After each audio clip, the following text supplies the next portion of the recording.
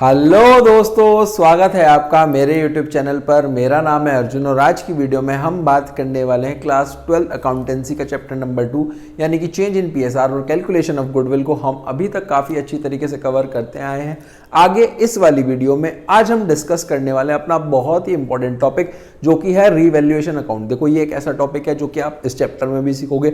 आगे आने वाले जो हमारे अपकमिंग चैप्टर है पार्टनरशिप किताब के अंदर, चाहे वो हमारा एडमिशन हो, चाहे वो हमारा रिटायरमेंट एंड डेथ हो, उसमें भी ये टॉपिक हमारा सेम ही चलने वाला है। यही बिल्कुल इसी तरीके से ट्रीटमेंट होगा, तो बहुत ही अच्छी तरीके से आपको समझना है। चलिए फिर जल्दी से स्टार्ट करते हैं और देखते हैं रीवैल्यूएशन अकाउंट में क्या क्या सब चीजें होती हैं।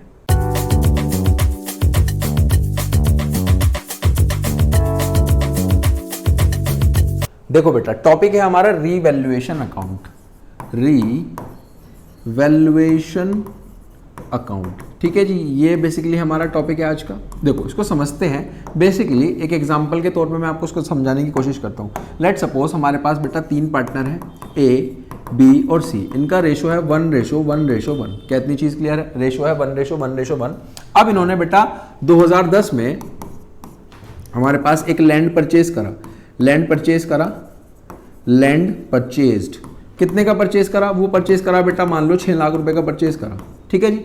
अब इसके बाद कुछ समय बाद हमारे पास यहाँ पर तीनों ही पार्टनर है, लेकिन इनका जो रेशो है वो चेंज करके हो गया है न्यू रेशो, है ना। रेशो चेंज हो जाता है तो न्यू रेशो हो जाता है। पुराने वाला कहलाएगा बेटा ओल्ड रेशो, ठीक है जी। 2024 मान लो, ठीक है जी। इसके बाद अब बेटा जो लैंड है, लैंड हमारे पास हो गई है 18 लाख। कितने की हो गई है? अब भाई लैंड है, वैल्यू तो बढ़ेगी ना हमारे पास। हमने खरीदा था उसको 6 लाख का, लेकिन अब वो बढ़ करके कितनी हो गई है? 18 लाख। क्या आप मुझे बता सकते हो कि मुझे यहां पर क्या हुआ है बेटा? यहां पर 12 लाख का प्रॉफिट हो गया है। क्या हो गया है? 12 लाख का फायदा, 12 लाख का प्रॉफिट हो गया। बेसिकली जो मेरा एसेट था, लैंड मेरा एसेट है, एसेट यहां पर रीवैल्यू हो गया। जब हमारे पास चेंज इन पीएसआर होता है तो उस डेट पे जो भी हमारे पास यहां पर एसेट है या फिर लायबिलिटीज है वो रीवैल्यू हो जाता है। रीवैल्यू होने के बाद क्या होगा बेटा? या तो प्रॉफिट होगा या फिर लॉस होगा। अब ये जो प्रॉफिट है ये सिंपली डिस्ट्रीब्यूट हो जाएगा। क्या होगा बेटा? डिस्ट्रीब्यूट हो जाएगा हमारे पास। इसको हम क्या करेंगे? डिस्ट्रीब्यूट करने वाले हैं। डिस्ट्रीब्यूट होगा ओल्ड पार्टनर्स में। किस में होगा बेटा? ओल्ड पार्टनर्स में। और कैसे होगा? ओल्ड रेशो में। ये इसके बारे में इंपॉर्टेंट चीज जान लो। जैसे कि 12 लाख है ना, तो ये बेटा बेसिकली ए, बी और सी में हो जाएगा डिस्ट्रीब्यूट। किस तरीके से होगा? 1:1:1 में, यानी कि 1:1:1 यानी कि 1/3 तो बेटा 40,000 और 40,000। बताओ जी, क्या इतनी चीज समझ में आ गई? ये बेसिकली प्रॉफिट है जो कि पार्टनर्स में बढ़ जाता है। इसका स्क्रीनशॉट भी ले सकते हो आप। फिर आगे चलते हैं, ठीक है। समझ में आ गया? देखो समझो, रिवैल्यूएशन होता क्या है। रिवैल्यूएशन का मतलब यही है बेटा कि बेसिकली रिवैल्यू करना। देखो समझो, जब भी हमारे पास when there is change in PSR, जब भी बेटा पीएसआर में चेंज होगा, change in PSR, then on the date of change in PSR, change in PSR बेटा जब भी हमारे पास PSR में चेंज होगा और उस डेट पर हम क्या करेंगे बेटा? जितने भी सारे हमारे एसेट्स और लायबिलिटीज है उनको क्या करने वाले हैं? रीवैल्यू करेंगे। हम क्या करेंगे बेटा? रीवैल्यू करेंगे। जितने भी मेरे एसेट्स होंगे उनको, या फिर मेरी लायबिलिटीज होंगी उनको, एसेट्स को, लायबिलिटीज को जब भी रिवैल्यू करेंगे, यानी कि लेट सपोज यहीं पे एग्जांपल लिया, 6 लाख का कोई भी एसेट था, अब वो बढ़ेगा या फिर कम होगा, यानी कि प्रॉफिट होगा या फिर लॉस होगा। इसी तरीके से लायबिलिटी बढ़ रही है तो नुकसान, कम हो रही है तो फायदा। तो रिवैल्यू जब भी हम करेंगे हमें बेटा 2 ही चीज होंगी, या तो होगा बेटा प्रॉफिट या फिर होगा लॉस। अब जो भी प्रॉफिट या लॉस आया इसको हम क्या करेंगे? इसको हम डिस्ट्रीब्यूट कर देंगे। इसको हम क्या करेंगे बेटा? इसको डिस्ट्रीब्यूट कर देंगे। सिंपल है। इसके बाद हम इसको डिस्ट्रीब्यूट कर देंगे। अब डिस्ट्रीब्यूट करने का चीज ये है कि इसको हमेशा हम ओल्ड पार्टनर्स और ओल्ड रेशो में ही कर रहे होते हैं बेटा। ओल्ड पार्टनर्स और ओल्ड रेशो में ही करेंगे। और जहां पर होगा ये बता सकते हो? कहां पर होता है ये होता है बेटा रीवैल्यूएशन अकाउंट में। कहां पर होगा? रीवैल्यूएशन अकाउंट में ये चीज होने वाली है। दोबारा समझो, देखो स्टेप्स हैं कुछ इस तरीके से, मैंने इसको इस तरीके से ही लिखा है क्योंकि हमारे स्टेप्स है कहीं ना कहीं। देखो जी, सबसे पहले क्या होगा, हमारे पास पीएसआर में चेंज होगा। पीएसआर में चेंज का मतलब कि 3 पार्टनर है, वो हमारे पास एबीसी 3 पार्टनर है, 1:1:1 में कर रहे हैं ना। फिर उसके बाद जो पीएसआर है वो चेंज हो गया, 3:1 हो गया, 2:1 हो गया, कुछ भी हो सकता है, चेंज हो गया लेकिन, है ना। तो हमारा सबसे पहले बेटा क्या हुआ है, पीएसआर में चेंज।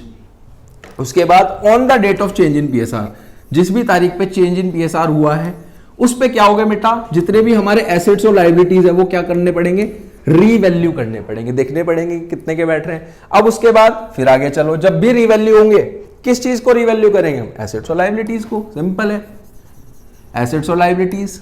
अब जब एसेट की वैल्यू बढ़ेगी या फिर कम होगी, लायबिलिटीज की वैल्यू बढ़ेगी या फिर कम होगी, तो हमें क्या होगा बेटा, प्रॉफिट या फिर लॉस। बहुत बढ़िया, प्रॉफिट या लॉस। अब वो प्रॉफिट या लॉस हमें क्या करना पड़ेगा बेटा, सिंपल डिस्ट्रीब्यूट करना पड़ेगा। डिस्ट्रीब्यूट भी कैसे होगा सर, 2 रेशो होंगे, एक तो ओल्ड और एक हमारे पास न्यू। हमें किस में करना पड़ेगा, ओल्ड में करेंगे, सिंपल ओल्ड में कर दो, ओल्ड पार्टनर्स में और ओल्ड रेशो में। उसी के लिए हम क्या अकाउंट बनाते हैं बेटा, रीवैल्यूएशन अकाउंट फाइनली अपना बनाने वाले हैं। इसका स्क्रीनशॉट भी ले सकते हो आप, ये बेसिकली हमारे पास होता है। ठीक है जी।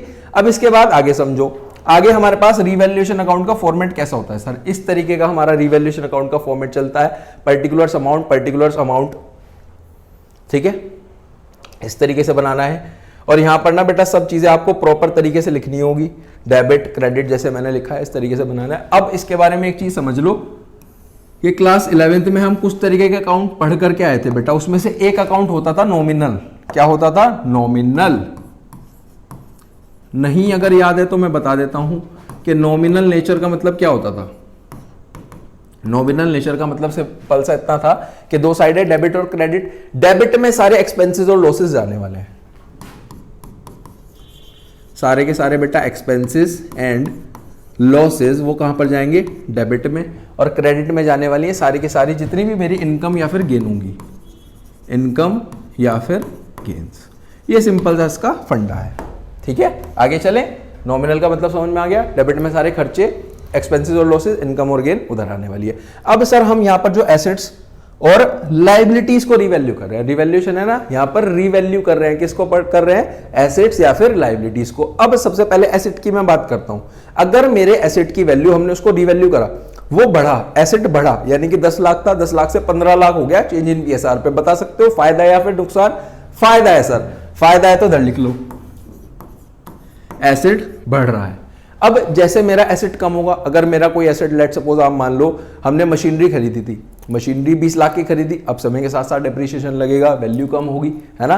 तो 20 लाख से 15 लाख हो गई, तो वैल्यू कम हो रही है, यानी कि हमारा नुकसान हो गया। तो इधर लिख लेना बेटा, 2 एसेट कम होगा। इधर बाय से लिखा जाता है, इधर 2 से लिखा जाता है, तो आपको पता ही होगा बेटा। चलो जी, ये तो हो गया सर एसेट का।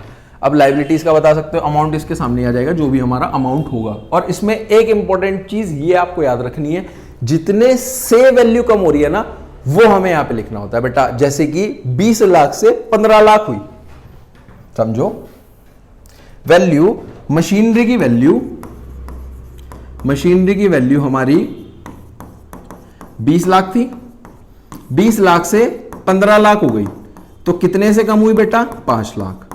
ये वैल्यू जाएगी, ना तो ये वैल्यू जाएगी ना ही ये वैल्यू जाएगी। जितने से कम या ज्यादा हो रही होगी वो हमारी यहां पर जाने वाली है। इसके बारे में एक बहुत इंपॉर्टेंट चीज है, बच्चे गलत वैल्यू लिख देते हैं वरना, है ना। ध्यान से समझो आगे। ये तो बेटा एसेट की बात होगी। अब है लाइबिलिटीज। लाइबिलिटीज का मतलब क्या हो गया, उधार, जो भी हमारे बिजनेस के उधार होते हैं। अब अगर मेरे किसी भी लाइबिलिटी की वैल्यू बढ़ रही है तो मेरा फायदा है या फिर नुकसान है। अगर देने थे किसी को 1 लाख, अब मुझे पता लगा कि मुझे 1.5 लाख देने हैं, यानी कि 50,000 से मेरा क्या हो गया बेटा, और नुकसान हो गया, है ना। तो यहां पर आ जाएगा, अगर कभी भी मेरा लाइबिलिटी बढ़ेगी, लाइबिलिटी कम होगी, फायदा है नुकसान। अगर मेरे क्रेडिटर लेट सपोज 2 लाख के थे, लेकिन अब मुझे पता लगा कि सिर्फ और सिर्फ वो 1 लाख की है, जब रिवैल्यू करा तो 1 लाख से नुकसान तो नहीं, 1 लाख से फायदा हो गया, है ना, 1 लाख से फायदा हो गया। तो इधर आ जाएगा बेटा जब लाइबिलिटीज कम होगी, है ना। इसको इस तरीके से ना लिख करके, जो भी हमारी लेट सपोज यहाँ पे एसेट में फर्नीचर होता, हमारी बिल्डिंग होती, हमारा लैंड होता, तो हम इधर लिख देते by furniture account, by land account, by जो भी हमारा एसेट है, और इधर टू मशीनरी अकाउंट, है ना। इस तरीके से आपको करना है। इसी तरीके से लाइबिलिटी में भी अगर क्रेडिटर है तो क्रेडिटर का नाम है, कोई भी हमारी लाइबिलिटी है जिसके नाम से भी है वो बढ़ रही है कम हो रही है उसका नाम लिखना है। इस तरीके से नहीं लिखना है, ये सिर्फ और सिर्फ एक समझने के पॉइंट ऑफ व्यू से है। और फॉर्मेट में पूरा लिखा हुआ होगा आपकी बुक्स में, by increase in the value of asset, by decrease in the value of liabilities, इधर लिखा होगा to increase decrease in the value of asset और increase in the value of liabilities, है ना। अब इसके बाद एक चीज और आ जाती है, लास्ट है, वो है अनरिकॉर्डेड एसेट। इसका मतलब क्या है कि बेटा एक ऐसा एसेट था जो कि अभी तक रिकॉर्ड में नहीं था, अब हमें पता लगा कि उसे रिकॉर्ड में लाना पड़ेगा, तो यानी कि मेरा एसेट तो बढ़ रहा है ना, ये यही पॉइंट है बेटा, मान करके चलो, क्योंकि यहां भी एसेट बढ़ रहा है और यहां पर भी मेरा जब रिकॉर्ड में आएगा एसेट तो बढ़ेगा ना, लेकिन इसे अलग से दिखाया जाता है अनरिकॉर्डेड एसेट के नेम से, तो इधर लिखेंगे।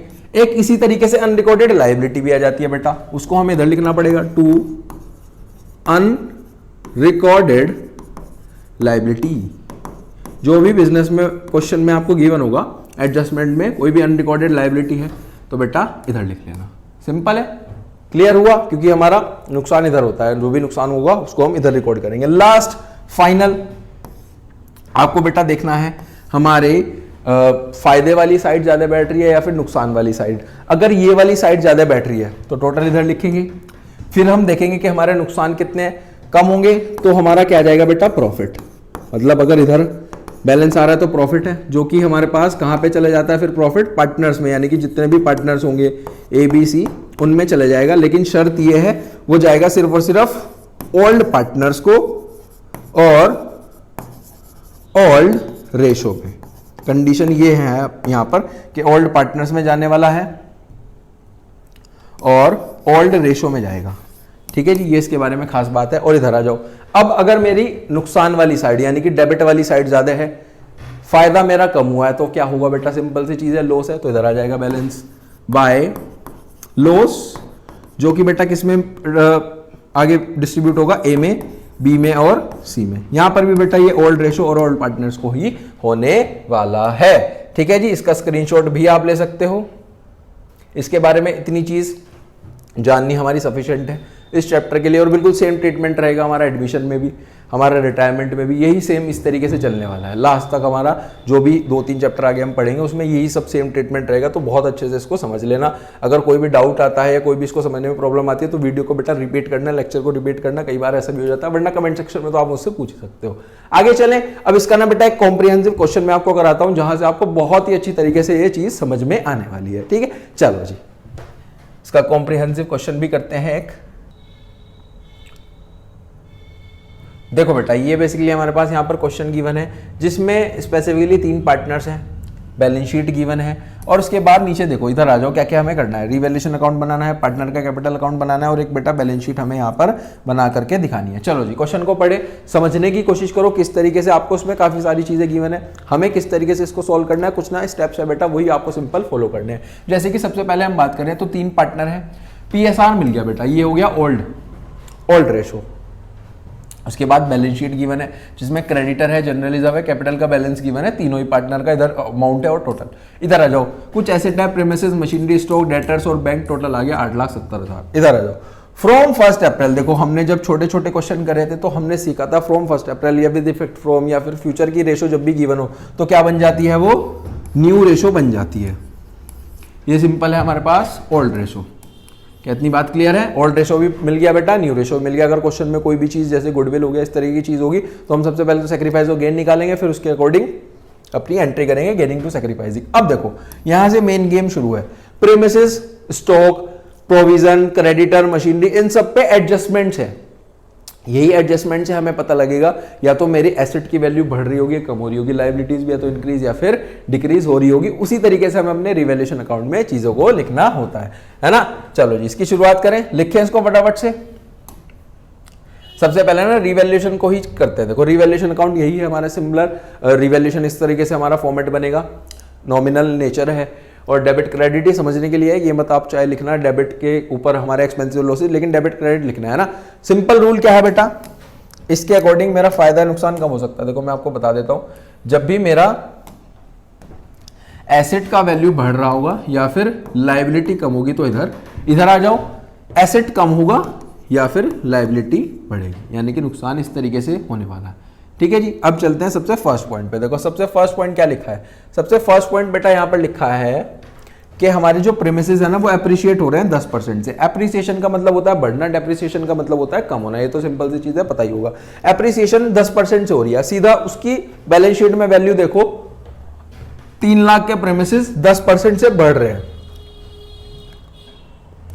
30,000 एसेट बढ़ रहा है। तो यहां पर लिखना है बेटा बाय प्रीमिसेस, नाम लिखेंगे जिस भी चीज का है, और जितने से वैल्यू बढ़ रही है। बेटा मैंने पहले भी बताया था आपको, जितने से हमारी वैल्यू बढ़ रही होगी उतने से हम उसको लिखते हैं। अब जितने की हो गई उसको हम बैलेंस शीट में लिखेंगे। लेट सपोज कोई 3 लाख की चीज थी, अब वो अपने जो है 10% से बढ़ गई, यानी कि 30,000 से बढ़ गई, कितने की होगी 3,30,000। देखो इसके बाद हमारे पास इस तरीके से कैपिटल अकाउंट बनता है जिसमें पर्टिकुलर्स पार्टनर के नेम, पर्टिकुलर्स पार्टनर के नेम, ये तो हम फर्स्ट चैप्टर में भी बना करके आए हैं, उसी तरीके से चलने वाला है। लास्ट में आ जाओ बैलेंस शीट। बैलेंस शीट में आपको वापस से एसेट साइड में आना है और यहाँ पर लिखना है प्रीमिसेस। मेरे प्रीमिसेस हो गए हैं बेटा 3,30,000। क्या इतनी बात क्लियर है? चले वापस से रिवैल्यूएशन पे, एडजस्टमेंट नंबर 2 पे चलते हैं। देखो 2 क्या लिखा हुआ है, स्टॉक बाय 10,000। स्टॉक है कितने का बेटा, स्टॉक है 1,20,000। 1,20,000 वाली चीज हमारे पास 10,000 से बढ़ रही है। बैलेंस शीट में कितना जाएगा, रिवैल्यूएशन में कितना जाएगा, जितने से इंक्रीज हुआ है, यानी कि 10,000 से इंक्रीज हुआ है तो जाएगा रिवैल्यूएशन में। जितने का हो गया, 1,20 वाली चीज 10 से बढ़ गई, 1,30 हो गई, तो 1,30 पूरा का पूरा कहा जाएगा बैलेंस शीट में। बहुत बढ़िया, चलो जी 10,000 से रिवैल्यूएशन में जाएगा स्टॉक, बाय स्टॉक 10,000। इधर आ जाओ बैलेंस शीट में। बैलेंस शीट में पहले स्टॉक गिवन था 1,20, अब हो गया बेटा 1,30,000। क्या इतनी बात क्लियर है? आगे चलें, चलो जी नेक्स्ट पे चलते हैं। नेक्स्ट क्या लिखा है, नेक्स्ट लिखा है बेटा provision for doubtful debts is to be made on debtor.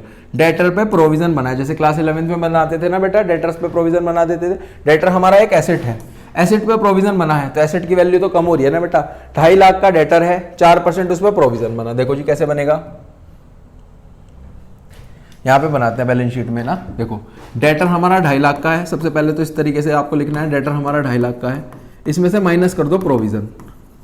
Provision है हमारे पास एट द रेट 4%, क्वेश्चन में चेक करते हैं, एट द रेट 4% दिया गया, एट द रेट हमारे पास है 4%। बिल्कुल बेटा 4% कितना हो सकता है, इसका जो 4% होगा वो होगा बेटा हमारे पास यहाँ पर 10,000। 10,000 माइनस कर दो, 10,000 माइनस करा तो 2,40,000। ठीक है जी, क्लियर है ना। 10,000 ही होगा ना, 2 0 से 2 0 कट, 2 0 एज इट इज, 25 4 ठीक है जी 10,000 है।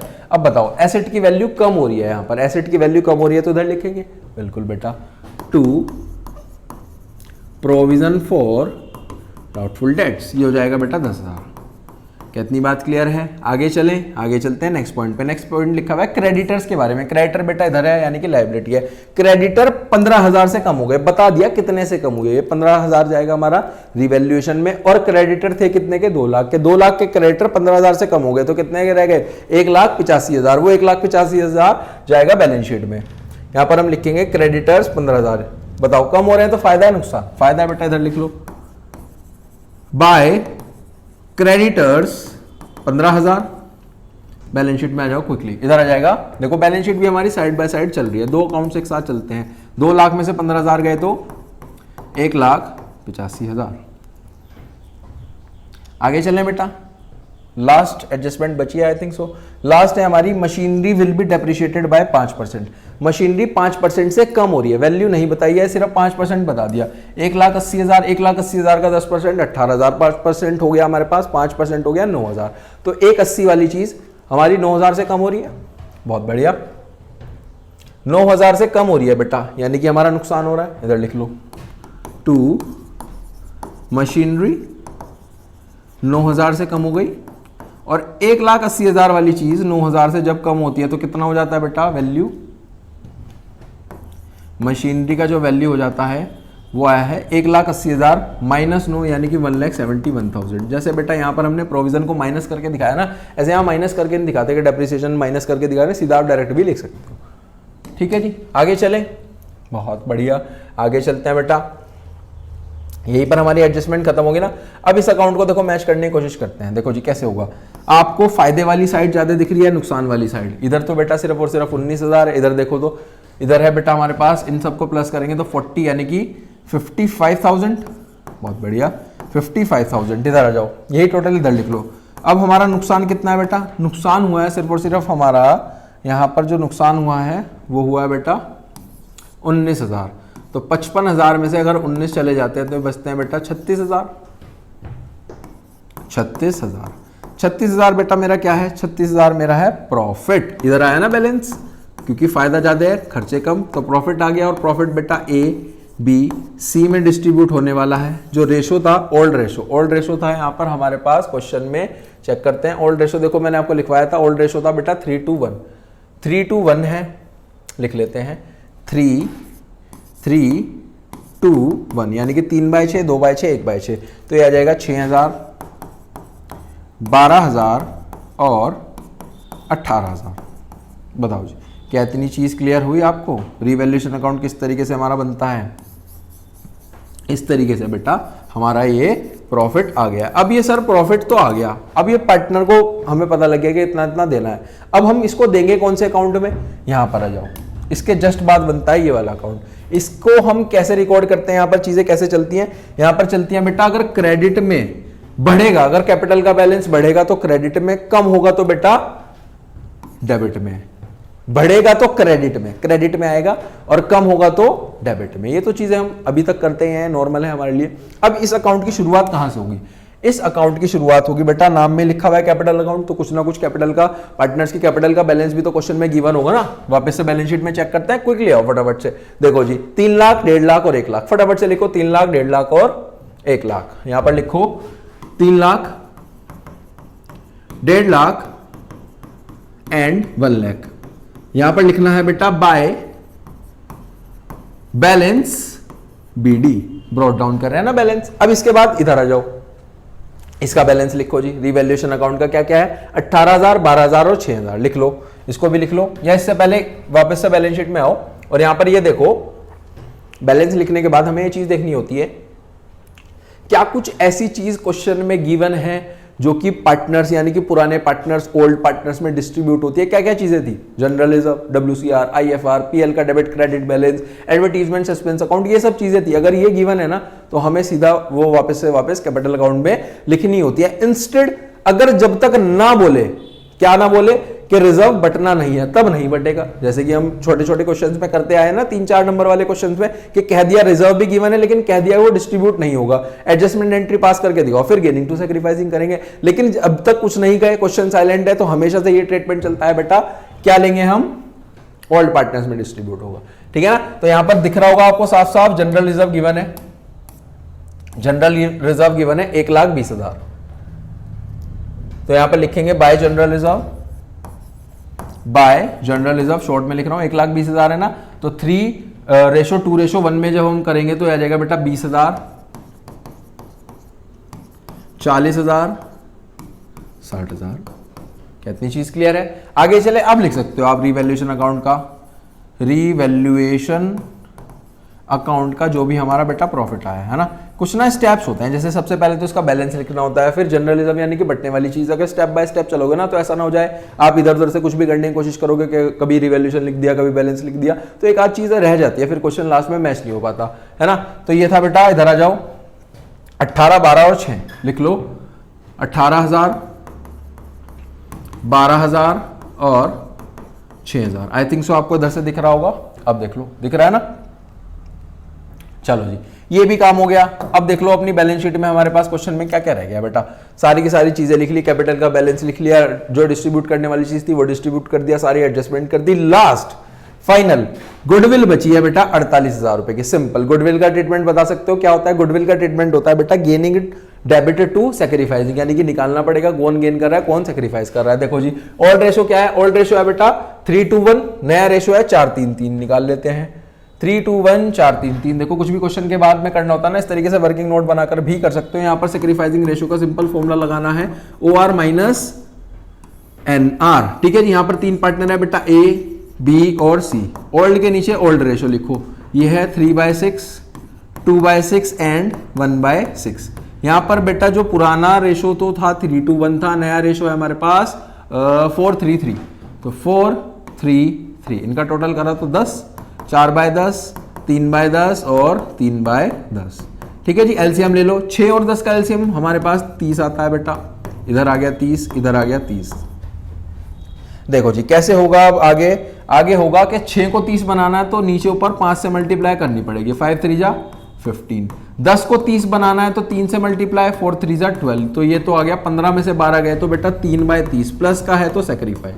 इतनी बात क्लियर है। इसी तरीके से हमने निकालना सीखा था बिल्कुल सेम पैटर्न पे। इधर चलो, 6 को दोबारा 5 बनाना है तो नीचे ऊपर 5 से मल्टीप्लाई, 5 2 जा 10। 6 को 30 बनाना है तो 5 से मल्टीप्लाई।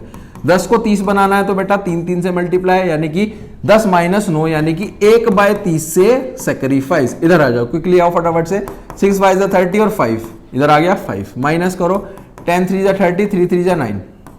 तो ये आ गया माइनस का 4/30 से गेन। अब देख लो जितना सेक्रीफाइस है ना उतना ही गेन होगा हमेशा। क्वेश्चन में जब भी आपको चेक करना होगा आप सही चीजें कर रहे हो तो गेन हमेशा सेक्रीफाइस के इक्वल होगा। इधर भी 4/30 और इधर भी, दोनों को जोड़ दोगे तो 4/30। फटाफट से इसकी एंट्री करवा दो बेटा। गेन कौन कर रहा है क्वेश्चन में हमारे पास बेटा? गेन कर रहे हैं सी भाई साहब गेन कर रहे हैं। तो यहां पे लिखेंगे सीज कैपिटल अकाउंट डेबिट, यानी कि gaining partner debit, to sacrificing यानी कि एज कैपिटल अकाउंट और बी का कैपिटल अकाउंट। अमाउंट लिखेंगे अब इसका। देखो जी अमाउंट कैसे लिखा जाएगा? अमाउंट लिखा जाएगा, हमारी फर्म की गुडविल देख लेते हैं कितनी थी। फर्म की गुडविल है बेटा यहां पर क्वेश्चन में गिवन थी 48। तो इसका अमाउंट निकाल लें 48,000 और ये आया है बेटा 4/30 के हिसाब से। चलो जी ये तो हो गया बेसिकली 1600 की 4 से करी तो 6400। इसका था 3/30 और 1/30 तो ये आ जाएगा बेटा 4800 और 1/30 करेंगे तो 1600। टोटल कर लो। देखो जी इधर करेंगे तो 8 और 6 4, 4 5 और 1 6 बराबर है। नरेशन आ जाएगी adjustment for goodwill due to change in TSR. इतनी चीज क्लियर है। अब सिंपल लास्ट स्टेप ये है बेटा, इस एंट्री को हमें कैपिटल अकाउंट में पोस्ट करना है। तो इधर आ जाएगा, क्योंकि जो गेन कर रहा होता है, गेन कौन कर रहा है? ये। अब ये दोनों को ना कंपनसेट करेगा। कंपनसेट करेगा तो इनको पैसा मिलेगा, इनको पैसा मिलेगा तो इधर लिखा जाएगा बेटा। देखो जी बाय कंपनसेट कौन कर रहा है? सी करेगा। मिल किसको रहा है? कैपिटल का बढ़ किसका रहा है बेटा? बेसिकली ए और बी का। तो इधर आ जाएगा 4800 और 1600। इधर आ जाओ जी, इधर चलते हैं। इधर किस नाम से आएगा? इधर आएगा बेटा एक बार ए के नाम से, एक बार बी के नाम से। सी का पैसा कम होगा क्योंकि वो कंपनसेट करेगा। एक बार उसने दिए हैं 4800 और बी को दिए हैं 1600। यही तो हमारी एंट्री थी। चेक करो यही एंट्री थी या नहीं थी? ए में 4800 और बी में 1600। ठीक है जी। लास्ट स्टेप इधर आ जाओ। अब इस अकाउंट को बेटा हमें फाइनली अपना जो है मैच करना है। अब आप देख पा रहे हो कि इधर का टोटल ज्यादा बैठ रहा है। ऑब्वियसली बात है, इधर का टोटल ज्यादा बैठ रहा है तो टोटल करेंगे। सबसे पहले इधर का टोटल करने की कोशिश करते हैं। टोटल करेंगे तो बेटा ये आ जाएगा हमारे पास। इधर का करो, देखो 1,20,000 और 1,26,000 आ गया बेटा। 1,26,000। इधर आ जाओ 1,40,000 और ये आ जाएगा हमारे पास बेसिकली 2,03,600। 2,03,600 इतना ही बैठ रहा है ना। 190 2 लाख, ठीक है जी सही है। 3,60,78 3,82,800 ये बेसिकली टोटल आया है। अब इसी टोटल को आपको इधर लिखना होता है। देखो जी इधर लिखेंगे बिल्कुल सेम इसी लाइन में जहां पर आपने यहाँ पे लिखा होता है ना। ये था बेटा 1,26,000, ये है बेटा 2,03,600 और ये है 3,82,800। इतनी बात क्लियर है। अब सिंपल इधर बैलेंस निकालना है। इधर बैलेंस इतना तो नहीं है ना, लेकिन हमें बैलेंस निकालना पड़ेगा। देखो जी कैसे निकलेगा, यहां पर लिखो लास्ट टू बैलेंस, पूरा लिखना है बैलेंस। मैं BAL लिख रहा हूं, कैरी डाउन। कैसे निकलेगा बेटा बैलेंस? देखो यहां पर आएगा हमारा, देखो जी 3,82,800 में से तो कुछ माइनस करने के लिए नहीं है तो इसको तो एज इट इज लिख लो 3,82,800। इधर आ जाओ, ये भी एज इट इज 2,03,600। इधर आ जाओ 1,26,000 में से बेटा आपको सिंपल हमारे पास यहां पर माइनस करने, 26 ही था ना, चेक करते हैं। हाँ जी 1,26,000 ही है बेटा। 1,26,000 में से हमें माइनस करने 6,400। तो कर लो जी 6,400। तो ये तो आ गया 600 और ये आ गया बेसिकली हमारे पास 15 में से 6 गए तो 9, 1,19,600 कितना आ गया बेटा 1,19,600। अगर दिख नहीं रही है वैल्यू ज़्यादा छोटी लिखी है तो सुन लो 3,82,800, 2,03,600 और 1,19,600। ये बेसिकली मेरा बैलेंस आया है। देखो यहाँ पर ना स्टेप बाय स्टेप चीज़ें चलती हैं, जैसे कि जो रिवैल्यूएशन का हमारा प्रॉफिट आया था वो हमने कहाँ पे लिखा, कैपिटल अकाउंट में। अब जो कैपिटल अकाउंट का बैलेंस आएगा वो इसके बाद कौन सा अकाउंट है, वो है बेटा बैलेंस शीट। हम यहाँ पे लिखेंगे बैलेंस शीट में, इधर आ जाओ, कैपिटल्स का बैलेंस लिखते हैं। ए का अलग, बी का अलग, सी का अलग। इसका है 1,19,600, 2,03,600 और 1,82,800। ठीक है जी, इस तरीके से करना होता है। देखो अगर इसका आपको बेटा स्क्रीनशॉट लेना है ना, इसका स्क्रीनशॉट ले लो आप, मैं इसको थोड़ा सा स्मॉल करके दिखा देता हूँ आपको इस तरीके से। ठीक है, 3,82,800, 2,03,600, 3,82 है, 3,82,000, 3,82,800, 2,03,600 और 1,19,600। इनको जोड़ने की कोशिश करें, इनको जोड़ने की कोशिश करते हैं। देखो जी ये आ जाएगा 0 0, 8 और 6 हमारे पास 14, 14 और 6 20, तो एक और 0, 2 आ गया भाई, तो ये हो गया 19, 4, 5, 6, 7 यानी कि 16, 16, 8 और एक 9 और एक 10, 3, 4, 5, 6 और एक 7, 7,06,000 आ गया बेटा। लास्ट इसमें पता क्या करना होता है, सब चीज़ें हमारे पास यहाँ पर आ गई हैं। क्या कुछ ऐसी भी चीज़ है जिसपे हमने कुछ ना कुछ ट्रीटमेंट ना करा हो, चेक करो जी।